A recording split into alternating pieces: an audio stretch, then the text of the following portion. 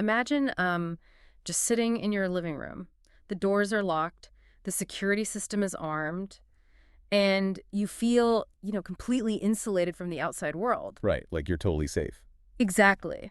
But now imagine realizing that the threat isn't trying to break in, it's already seated at your dinner table. Oh, wow. That is terrifying. Right. Or worse, imagine sitting in that same quiet room and suddenly hearing this low, vibrating hum that your partner, who is sitting right next to you, cannot hear at all. Just completely isolated in your own head. Yeah. I mean, we rely on the physical walls of our homes and the biological reliability of our own senses to keep us safe. But what happens when both of those fail? Well, that is the exact psychological territory that television is strip mining this month. It really is. Because if you look at the slate of premieres for June 2026, it is just an absolute gold rush of literary adaptations. And, we're not just going to read you a calendar of release dates today. No, definitely not. Far from it. When you actually look under the hood of this curated lineup, you start to see these incredibly powerful psychological through lines. Yeah, we're doing a deep dive today to explore exactly why these specific books are making the leap to the screen right now. Right. We're talking about, the crushing weight of inescapable past, the terror of unseen environmental forces, and just the absolute complexity of human loyalties. Exactly. And let's be honest, in this era of peak TV, figuring out what to queue up after a long day can feel like a full-time job in itself. It really can. So we are doing this deep dive specifically for you, the listener, to kind of cut through that overwhelming noise. By the end of this conversation, you will understand the structural mechanics behind June's biggest shows. Whether you are craving a psychological thriller, a sweeping summer romance, or a dragon-fueled political epic. So if we are starting with the collapse of our safe spaces, we have to look at stories where characters are completely trapped by their own histories. Yeah, stories where past decisions violently, just unavoidably collide with their present reality. Which brings us straight to Cape Fear, premiering on Apple TV. Yes, Cape Fear. Okay, let's unpack this because I have a major question right out of the gate here. Sure. So this is based on John D. MacDonald's 1957 suspense novel, The Executioners. Right. The plot follows this attorney, Tom Bowden, whose family is stalked by an ex-con he previously defended. Patrick Wilson, Amy Adams, Javier Bardem as Max Cady. It's a huge cast. Incredible cast. But, we have seen this adapted into massive movies in 1962 and again in 1991, so I have to push back here. Aren't audiences completely exhausted by the whole stalker at the window trope? What makes a 2026 audience care about a premise from 1957? What's a great question, and I think it really comes down to the mechanics of institutional failure. Okay. What's fascinating here is that MacDonald wasn't just writing a simple monster story, He was writing about the vulnerability of the modern family unit against a system that is supposed to protect it. Right, because Bowden is a lawyer. Exactly. We like to think that the law is a shield. Tom Bowden represents the law. But the antagonist, Max Cady, actually uses the boundaries of the legal system against him. Ah, I see. Cady doesn't just break the law to terrorize this family. He operates right on the agonizing edge of it. He's weaponizing the protagonist's professional past. Yeah. It's the terror of accountability turning into a physical manifestation. So it's not just a home invasion. It's the realization that the police and the courts literally cannot save you. Yeah. It's the ultimate "you brought this to our front door" scenario where the shield actually becomes the weapon itself. Precisely. And in a modern era where we are constantly questioning the efficacy of our institutions, a villain who knows exactly how to manipulate the system to terrorize you feels profoundly relevant. Yeah, it totally strips away the illusion of absolute safety. It does. Which is a perfect segue, honestly, because we are moving from a man whose external world is invading his home to a man who is physically trapped inside a cell while his past is entirely out of his control. The Harlan Coben adaptation. Yes. I Will Find You, hitting Netflix on June 18th. That's such a good premise. It really is. Based on Coben's novel, it stars Sam Worthington as David, a man who has been wrongly incarcerated for the murder of his own son. Brutal. But then, from inside a maximum security prison, he discovers evidence that his son might actually still be alive. The structural pacing required to pull off a premise like that is just immense. A protagonist trapped in a box trying to solve a sprawling external mystery. It's a huge challenge, but if there is anyone who understands structural pacing, it's Harlan Coben. Oh, absolutely. The man is a master of twists. You look at previous adaptations of his work, like the 2006 French film Tell No One, Netflix's Missing You, Amazon's Shelter. I mean, the tension in those stories is suffocating. It really is. But there is a crucial technical detail for this new release. Coben is not just, cashing a check for the rights here. He is serving as the executive producer on I Will Find You. Which is the most important piece of information for any fan of the book. Really? Why is that such a big deal? Well, having the original author serve as an executive producer isn't just a vanity credit. It's like having the original structural architect actually living on the construction site of a new building. Okay, how so? Because, we hear executive producer thrown around all the time in TV. What does it actually mean for the viewer sitting on their couch? It means structural integrity. Often, when complex thrillers are adapted by a committee, a studio executive might want to knock down a load-bearing plot point just for visual flair. Right, like making things flashier. Exactly. They might say, well, let's reveal the villain earlier to cast a bigger star, or, let's make the protagonist more likable in the first act. Oh, sure. But when the author's the EP, they're the architects standing in the room saying, wait, if you remove that twist, or if you soften that tragic flaw, the entire third act collapses. That makes so much sense. It ensures the signature DNA of the source material translates authentically. You are getting the unfiltered mechanics of a Coben mystery rather than a watered-down committee draft. I love that analogy. The EP as the load-bearing architect. Yeah. Now, Coben and McDonald terrify us with human monsters, right? Corrupt systems, psychopaths, intimate betrayals. But our next two adaptations on the June calendar completely shift the fundamental source of the fear. They really do. We are moving away from human manipulation and stepping directly into the terrifyingly unknown. Right. We are looking at forces that are entirely untethered from human control. Premiering June 12th on Starz is The Listeners, based on the book by Canadian writer Jordan Tannehill. This one has been huge in the UK. Oh, massive critical acclaim already.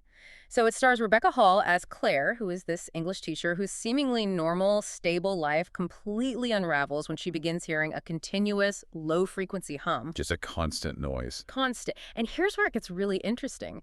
Tannehill didn't just invent this out of thin air to write a ghost story. He based this on a documented real-life phenomenon. You're talking about the hum. Yes, like the famous Taos hum in New Mexico or the Windsor hum. It's wild. It's this fascinating intersection of low-frequency environmental noise and mass psychogenic illness.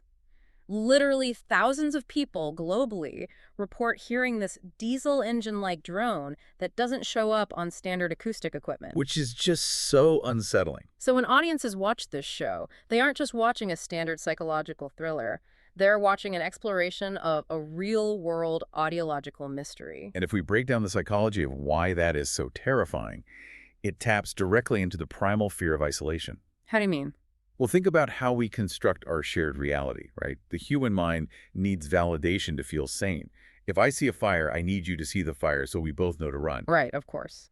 But when you hear a continuous, maddening hum, and your spouse or your children right next to you hear absolutely nothing, your reality is fundamentally fractured from the rest of society. Wow. Your own senses literally become the barrier between you and everyone you love. Exactly. It asks the viewer, what do you do when your own biology betrays you? It's an internal, eerie, very quiet kind of terror. Which sets up an absolutely perfect contrast to our next story. Oh man, does it ever. Because we are pivoting from the agonizing isolation of hearing something no one else can to a protagonist who possesses a desperate, flamboyant need to be heard and seen by absolutely everyone. Yes. We're going from quiet psychological fracture to an immortal rock star craving a global audience. Let's talk about The Vampire Lestat, premiering June 7th on AMC. I am so ready for this. So this is the second installment of Anne Rice's legendary Vampire Chronicles. The book itself was published in 1985 following the smash hit Interview with the Vampire. Right. It tracks the Vampire Lestat's journey as he becomes a literal rock and roll star, stepping completely out of the shadows.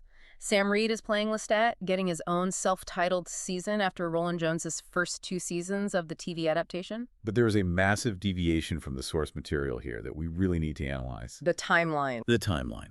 In Anne Rice's 1985 novel, the rock star storyline is, naturally, set in the 1980s. But for this new series, they've aggressively updated the timeline.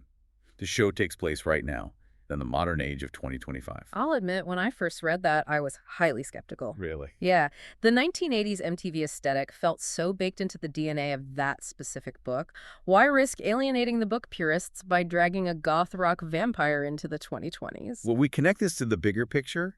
That timeline shift fundamentally changes the narrative mechanics of what a monster actually is. Okay, I'm listening. Think about it. In the 1980s, fame was distant.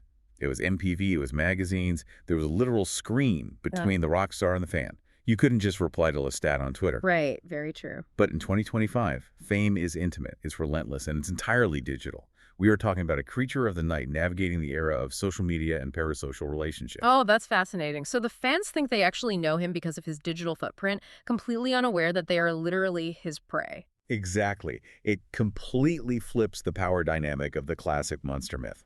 I mean, how does an immortal predator hide in plain sight when every single person on the street has a 4K camera in their pocket? Or, better yet, for a narcissist like Lestat, how does he weaponize that digital landscape to lure people in? Yes. By moving the timeline to 2025, the writers aren't just, changing the wardrobe.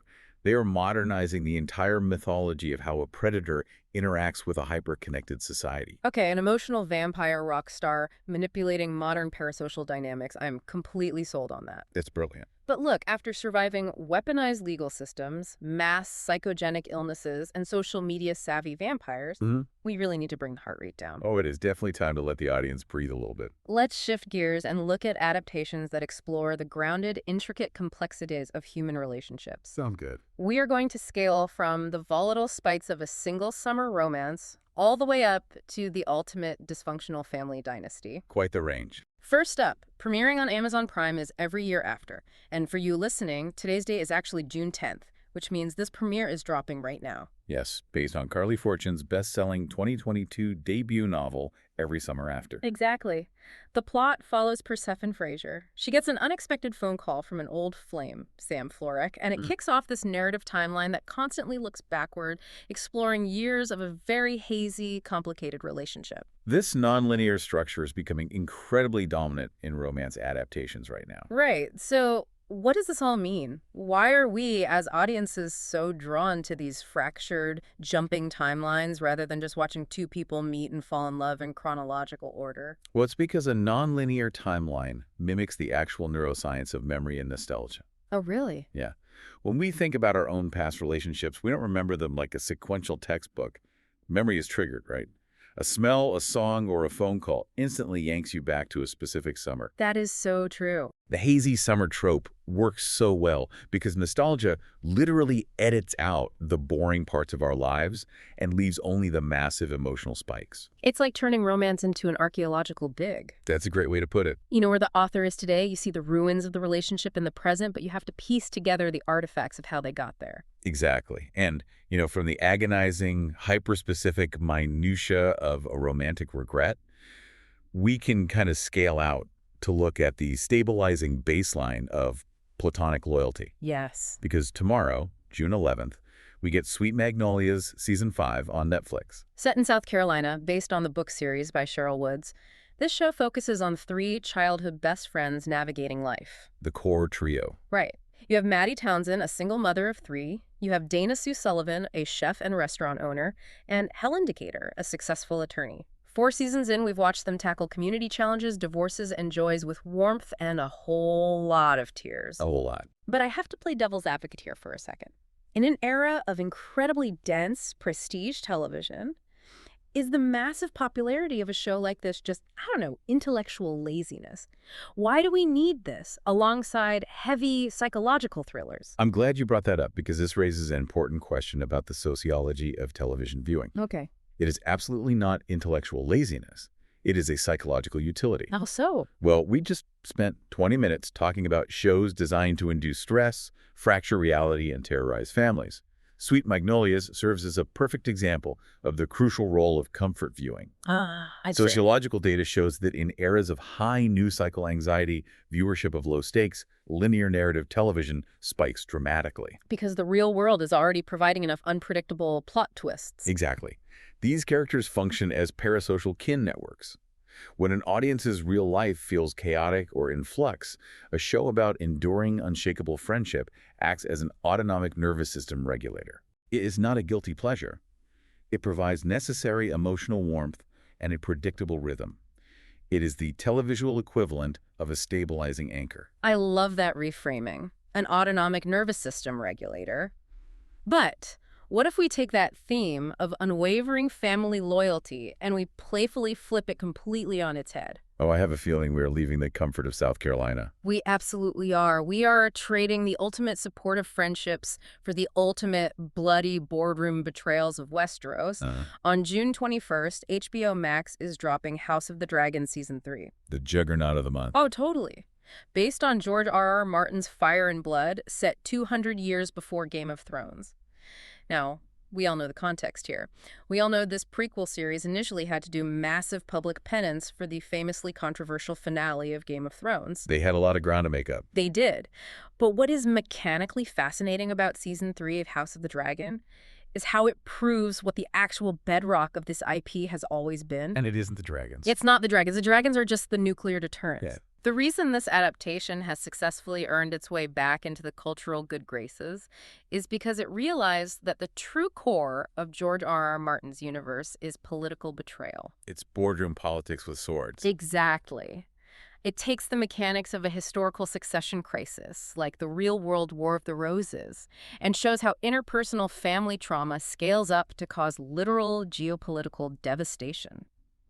It remembered that we don't tune in just for the CGI battles. We tune in for the whispered conversations in the darkened hallways. We really do. And for you listening, if you haven't dived into the series yet, consider this your official schedule guide. Yes, get on it. You have a window right now until June 21st to catch up on the intricate political maneuvering of the first 2 seasons before the 3rd installment fundamentally changes the map of Westeros. Absolutely. So if we pull back and look at the territory we have covered today, the sheer mechanical variety of this source material is staggering. It really is. We've gone from a 1957 suspense novel that weaponizes the legal system against a family to a documented audiological phenomenon adapted into a study of psychological isolation. Just huge spectrum. Yeah.